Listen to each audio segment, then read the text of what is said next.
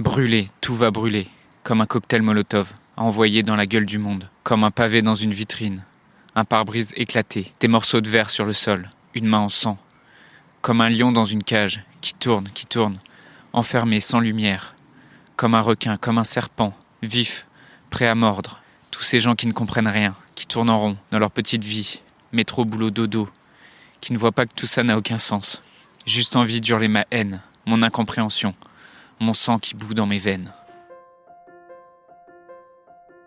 Dans un monde où la question de la mort est souvent taboue, où vivre un deuil signifie encore être jugé, provoquer de la gêne, de l'incompréhension, quand ce n'est pas de la pitié, la grande question est celle-ci.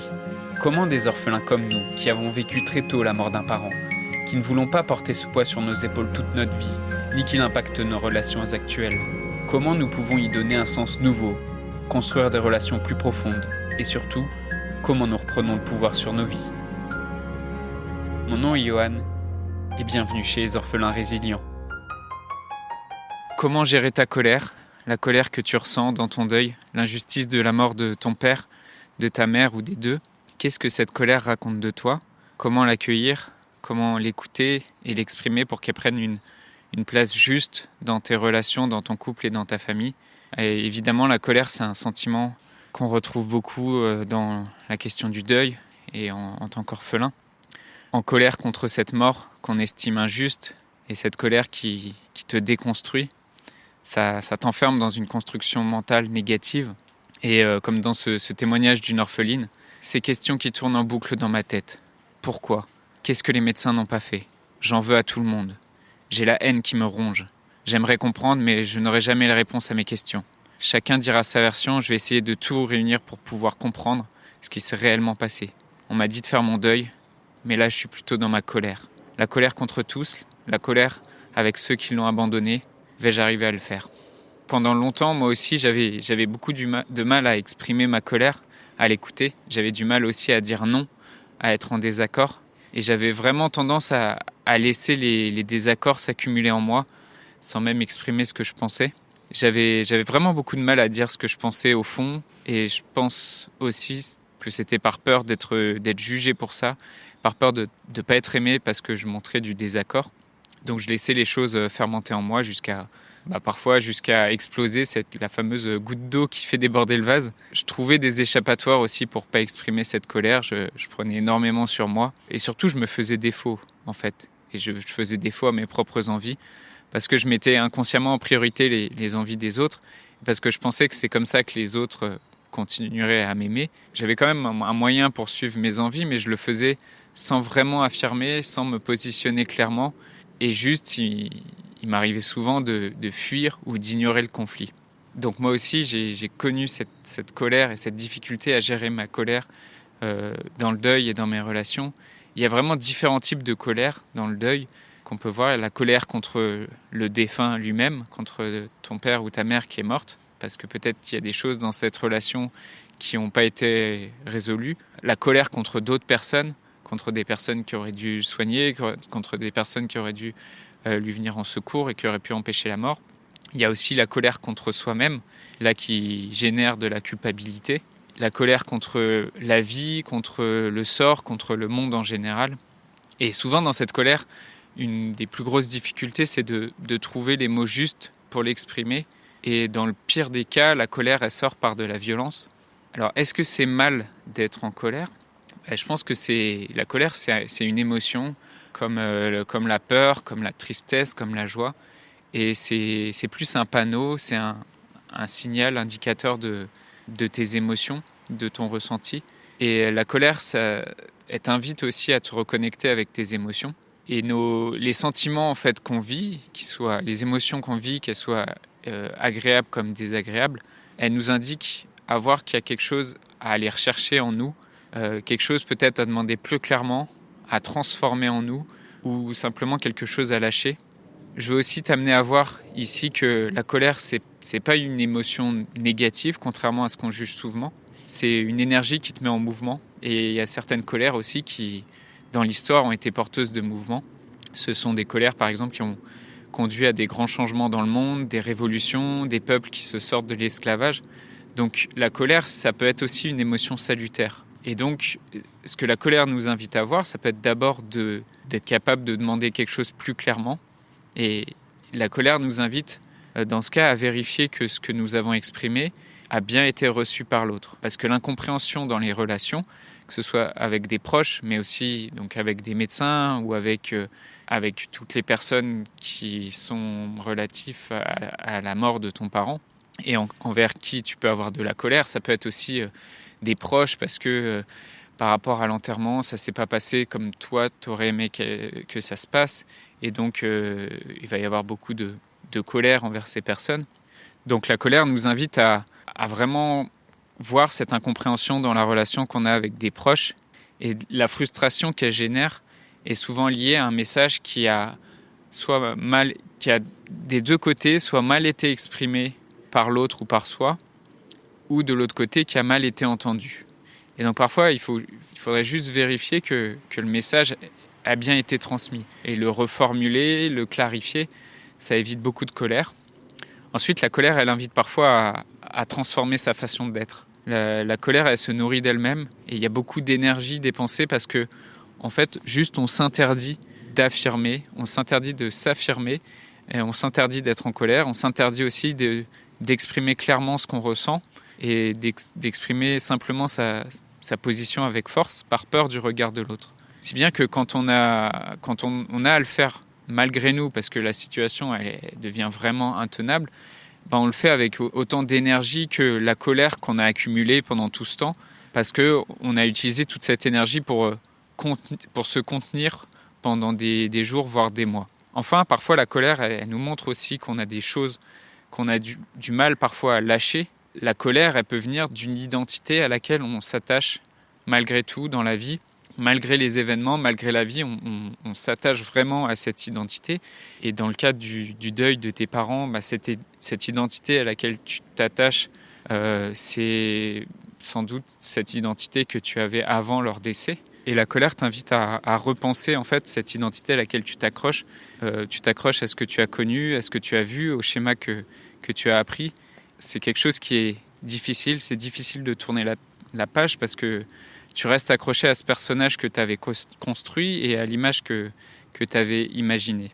Et la colère, encore une fois, comme les autres émotions, il faut la séparer. Il faut séparer la colère que tu ressens, que tu as besoin de ressentir, de l'histoire que tu colles sur cette colère. C'est vraiment deux choses différentes parce que l'émotion de la colère, clairement, tu peux la ressentir et la déconnecter complètement de l'histoire que tu t'es construit sur cette colère. L'histoire, ça va être comment tu associes la colère à une autre personne, comment tu l'associes à toi-même ou à une situation. Alors comment on gère efficacement une colère, comment l'accueillir, comment l'écouter, comment on fait pour comprendre quels sont les besoins qui ne sont pas nourris derrière elle, qu'est-ce que la colère elle cherche à exprimer et à faire ressortir. D'abord, je t'invite vraiment à considérer donc que la colère, c'est quelque chose, c'est un élément de notre vie avec lequel il faut composer et pas quelque chose qu'il faut nécessairement rejeter de soi. Et que donc, il faut être capable d'exprimer une colère juste. Et une colère juste, c'est une colère qu'on exprime à temps, dans la bonne mesure et auprès des bonnes personnes. À qui c'est pas arrivé d'avoir des colères qu'on a accumulées avec le temps et qu'on ressort sur les mauvaises personnes. Par exemple, je sais pas, tu as passé une journée au travail très difficile, très frustrante et avec beaucoup de colère et tu rentres chez toi, tu retrouves ton compagnon, tu retrouves ta compagne, tu retrouves ta famille ou tu vas boire un verre avec un ami. Toute cette colère que tu as accumulée pendant la journée, au lieu de l'avoir évacuée toi-même ou au lieu de l'avoir formulée au bon moment, tu vas la formuler auprès de tes proches et puis ça va être toute cette énergie accumulée pendant de la journée qui va ressortir sur ta compagne et qui va ressortir dans un conflit. Donc ça ne va pas résoudre la situation fondamentalement. Donc c'est ça que je t'invite à prendre en conscience aujourd'hui, c'est à quel moment tu as de la colère qui s'accumule et comment tu fais pour l'évacuer parce que de toute façon, nécessairement, il va y avoir un moment où cette colère elle va ressortir. Il faut la faire ressortir dans les bonnes proportions, auprès des bonnes personnes et au bon moment et pas auprès des mauvaises personnes. Et parce que si tu la fais pas ressortir, cette colère, c'est quelque chose que tu vas garder en toi, que tu vas fermenter, que tu vas y repenser, tu vas refaire l'histoire et tu vas la refaire soit tout seul, soit avec des mauvaises personnes. Et la colère, c'est vraiment comme une cocotte minute où tu fermes, tu chauffes, et tu chauffes, et tu chauffes, et tu chauffes jusqu'à ce que ça explose. Et plus tu y penses, plus tu reviens sur cette colère, plus tu te refais le film, plus tu te reconnectes à cette colère, plus ça va chauffer, et plus, quand ça va exploser, cette colère, elle va être encore plus grande. Donc plus tu penses à ça, plus tu fais vivre cette colère. La colère, vraiment, ça communique une énergie. C'est une énergie qu'il faut canaliser, qu'il ne faut pas chercher à étouffer. Tu peux t'affirmer. Tu peux t'affirmer avec une colère bienveillante, avec une colère qui serait transformatrice pour toi comme pour les autres, une colère responsable. Ça demande aussi de savoir dire non quand on pense non et de ne pas dire oui quand tu penses non. Et ça, dire non quand tu penses non, c'est te respecter toi-même, c'est aussi respecter l'autre. C'est pas de la violence en fait. Pour moi, exprimer son désaccord, c'est vraiment une clé d'une relation construite. Après, cette colère, tu peux trouver des moyens aussi pour l'évacuer, pour la décharger quand tu n'as pas forcément l'occasion au beau moment de le faire. Tu peux le faire en l'écrivant. Pour l'exprimer de la meilleure façon, moi, je me pose toujours la question, c'est quoi le résultat que je veux obtenir ? Parce que quand je contiens ma colère, quand je la laisse exploser au pire moment, le résultat obtenu dans la relation, c'est souvent le résultat opposé à celui que je voudrais atteindre. Par exemple, si je reprends ce que je te donnais tout à l'heure comme exemple, au travail, j'accumule beaucoup de colère, j'ai des conflits, j'ai des choses que je n'évacue pas et que je ne règle pas dans le cadre de mon travail, et je rentre chez moi et puis je vais être en colère ou je ne vais pas être disponible pour écouter l'autre. Ou alors je vais laisser ressortir cette colère et ça va avoir le pire des effets en fait, de rajouter du conflit dans mon couple, rajouter de la tension. Et c'est en fait l'opposé du résultat que je voudrais obtenir. Parce que si mon résultat, c'est de construire un couple honnête, sincère, bienveillant, dans lequel on se dit les choses pour grandir ensemble, alors laisser s'accumuler des contradictions en moi jusqu'à l'explosion, c'est sûrement la pire manière de le faire. Aujourd'hui, vraiment grâce à ces outils dont je te parle, je vis beaucoup mieux cette colère qui m'habite parfois. Je la canalise, je l'exprime aussi parce que des fois, la colère elle peut s'exprimer, comme je te disais, en écrivant simplement, en faisant du sport. Et ça permet aussi de l'évacuer physiquement. La méditation aussi, je pense que c'est un bon outil. Et je fais en sorte de toujours me respecter dans mes relations ou quand j'ai des conflits ou des mésententes avec des personnes. Et je voudrais terminer cet épisode par le témoignage d'un orphelin résilient qui a su transformer cette colère, qui a aussi grandi avec cette colère. Il s'appelle Cyril Diabaté. Cyril Diabaté, donc il est orphelin de sa mère qui est morte d'un cancer quand il avait 14 ans. Et Cyril Diabaté, il est devenu un multiple champion du monde de sport de combat, dont particulièrement il s'est illustré dans le MMA, qui sont les arts martiaux mixtes. Et Cyril Diabaté, donc c'est vraiment un exemple de cette résilience. Et voilà ce qu'il dit sur son enfance. Ça a été une enfance chaotique. J'avais une colère, j'avais une rage. J'en voulais énormément. Je ne sais pas à qui d'ailleurs. J'avais besoin d'un exutoire et les sports de combat pour sortir cette rage. Mon entraîneur a vu en moi une rage qu'il n'y avait pas chez les autres sportifs. Voilà, comment s'exprime ta colère, toi, vis-à-vis de la mort de tes parents ? Comment elle s'exprime dans tes relations et particulièrement au sein de ton couple ou dans tes aventures amoureuses, si tu es célibataire ? Comment vis-tu cette colère ? Tu peux venir réagir dans le groupe Facebook et aussi sur mon compte Instagram, yohan.or. Je voudrais te remercier d'avoir écouté cet épisode et j'espère sincèrement que ce que je t'ai partagé aujourd'hui t'a aidé. Si ça t'a aidé, alors assure-toi de le partager avec quelqu'un d'autre qui en a besoin. J'ai créé récemment un groupe Facebook qui rassemble des orphelins ayant pour mission de partager leur expérience et de s'entraider. Ce groupe s'appelle Orphelins Résilients et l'accès est gratuit. Tu peux retrouver tous les détails pour rejoindre le groupe dans la description du podcast. Orphelins Résilients, c'est une communauté d'orphelins entreprenants, audacieux, ayant réellement envie de faire une différence dans leurs relations auprès de leurs proches et avoir une vie de couple inspirante. Dans ce groupe, tu retrouveras des interviews d'experts et d'artistes, des questions-réponses, des lives et des méditations, et surtout un groupe d'orphelins motivés, courageux et bienveillants. Donc je t'invite à rejoindre le groupe dès maintenant, c'est l'endroit dans lequel je partage le plus de contenu en ce moment. Le podcast Orphelins Résilients, c'est un nouvel épisode tous les jours du lundi au vendredi à 8h. Merci encore pour ton écoute. Je te laisse découvrir le sujet du prochain épisode. À très vite. Dans le prochain épisode, on parlera d'amour conditionné et d'amour inconditionnel.